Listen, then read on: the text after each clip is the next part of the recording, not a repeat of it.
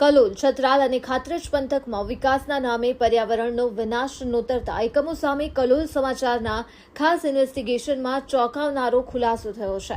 અમારા ઇન્વેસ્ટિગેશન દરમિયાન પ્રાપ્ત થયેલા સરકારી દસ્તાવેજો મુજબ ગાંધીનગર જિલ્લાના 42 જેટલા ઔદ્યોગિક એકમોને પર્યાવરણના નિયમોના સરેઆમ ઉલ્લંઘન બદલ છેલ્લા 2 વર્ષમાં અંદાજિત 1.15 કરોડ રૂપિયાથી વધુનો કુલ દંડ ફટકારવામાં આવ્યો છે. આ ખુલાસાએ સમગ્ર જિલ્લાના ઉદ્યોગ જગતમાં ભારે ફફડાટ ફેલાવી દીધો છે.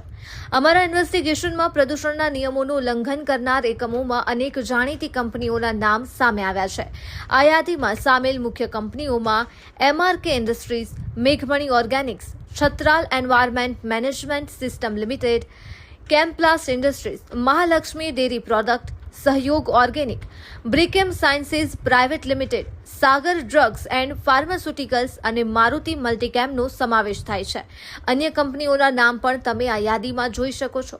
ચોંકાવનારી બાબત તો એ છે કે જે સંસ્થાનું કામ અન્ય ઉદ્યોગોના ઝેરી કચરાને શુદ્ધ કરવાનું છે, તે Chhatral environment management system limited પોતે જ પ્રદૂષણ ફેલાવવામાં દોષિત ઠરી છે. રક્ષક જ ભક્ષક બન્યા હોય તેમ આ વેસ્ટ મેનેજમેન્ટ કંપનીને પણ દંડિત કરવામાં આવી છે. આ ઉપરાંત જનતાના સ્વાસ્થ્ય સાથે સીધી સંકળાયેલી ડેરી પ્રોડક્ટ્સ બનાવતી કંપનીઓ પણ પ્રદૂષણ ફેલાવવામાં પાછળ નથી, જે ગંભીર ચિંતાનો વિષય છે.